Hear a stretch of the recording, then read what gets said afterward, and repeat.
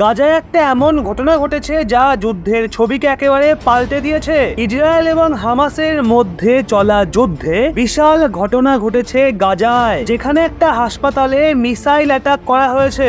এই নির্মম হামলা নিয়ে ইসরায়েলের স্বাস্থ্য মন্ত্রণালয় দাবি করে 500-র বেশি মানুষের মৃত্যু হয়েছে। এই ঘটনা নিয়ে ভারতও তার জবাব জানিয়েছে। ভারতের প্রধানমন্ত্রী নরেন্দ্র মোদী এই পুরো বিষয় নিয়ে টুইট করে জানিয়েছেন, তিনি বলেছেন গাজার আল আহালি হাসপাতালে হওয়া ঘটনা ভীষণই দুঃখজনক। তিনি ক্ষতিগ্রস্ত মানুষদের পরিবারের প্রতি সমবেদনা জ্ঞাপন করেছেন আর যারা আহত হয়েছে তাদের দ্রুত সুস্থতা কামনা করেছেন। তিনি বলেছেন, যেভাবে এই কনফ্লিক্টে সাধারণ নাগরিকদের প্রাণ যাচ্ছে সেটা ভীষণই চিন্তাজনক। এক্ষেত্রে যারা এই নির্মম ঘটনার সঙ্গে যুক্ত তাদের বিরুদ্ধে কঠিন থেকে কঠিনতর পদক্ষেপ নেওয়া উচিত, তাদের জবাবদিহি করতে হবে। তো ভারত তার স্ট্যান্ডকে খুবই স্পষ্টভাবে রেখেছে, কারণ এই পুরো বিষয় নিয়ে যেখানে হামাস ইসরায়েলের ওপর এই অভিযোগ আনছে যে তারা এই হামলা করেছে, সেখানে ইসরায়েল বলছে এই হামলার পেছনে পিআইজের হাত রয়েছে,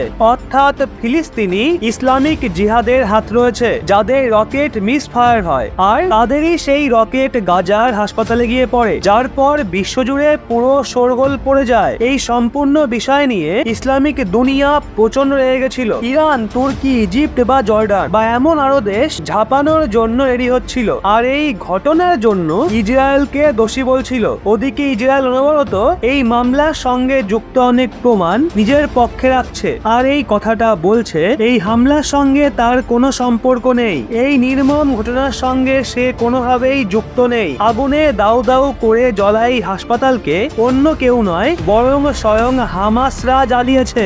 এই কথাটা ইসরায়েল সকাল থেকে গোটা বিশ্বকে প্রমাণের সাথে বলছে, গোটা দুনিয়াকে বলছে এই হামলার পেছনে ইসরায়েল নয় বরং স্বয়ং হামাস রয়েছে।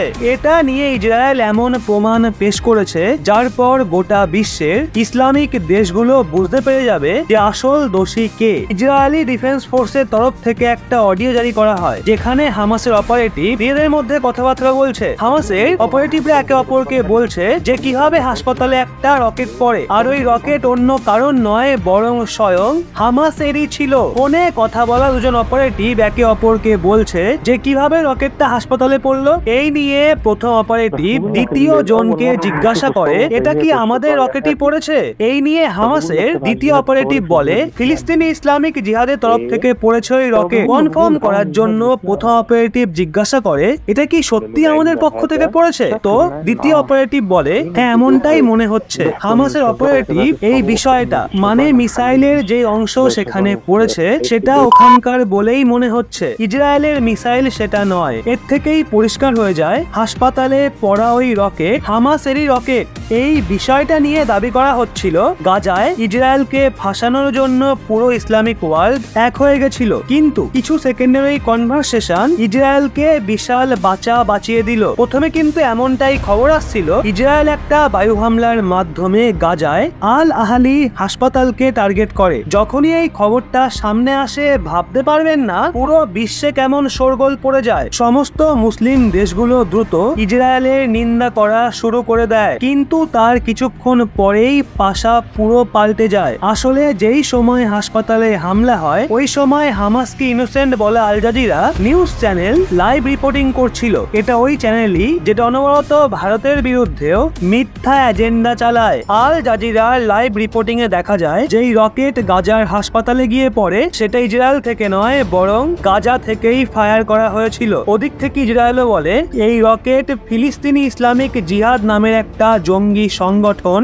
গাজা থেকেই নিক্ষেপ করেছিল। ফিলিস্তিনি ইসলামিক জিহাদ নামের এই জঙ্গি সংগঠন হামাসের সঙ্গে মিলেই ইসরায়েলের ওপর হামলা করছে, মানে ইসরায়েলকে ফাঁসানোর জন্য গাজায় থাকা জঙ্গিরাই নিজেদের মানুষদের মেরে ফেলছে। ইসরায়েল প্রমাণস্বরূপ অনেক ভিডিও জারি করে যেখান থেকে পরিষ্কার দেখানো হয় এই রকেট গাজা থেকেই নিক্ষেপ করা হয়েছিল। এখন ইসরায়েলের এই দাবি এবং ভিডিওকে সত্যি বলে মনে করা হলে গাজায় কিন্তু বিশাল ষড়যন্ত্র চলছে। সমস্ত মুসলিম দেশ এই হামলার জন্য ইসরায়েলকে চেপে ধরতে চেয়েছিল, কিন্তু আসল খবর বেরোতেই সবার মুখ পুরো বন্ধ হয়ে গেছে। তুর্কি, ইরান, পাকিস্তান সহ সমস্ত মুসলিম দেশ এখনো ইসরায়েলকে শাস্তি দেওয়ার কথাই বলছে। ভারত ইসরায়েলের রাজদূত রাষ্ট্রদূত নাওর গিলন একটা বয়ান জারি করে বলে, এটা ভীষণই দুঃখজনক যে এখনো অনেক দেশ এটা মনে করে হাসপাতালে হামলা ইসরায়েলি করেছে। নাওর গিলন বলেন, এখন টেকনোলজির যুগ, আমাদের কাছে পুরো প্রমাণ রয়েছে এই হামলার। জঙ্গি সংগঠন এবং তাদের সমর্থনকারীরা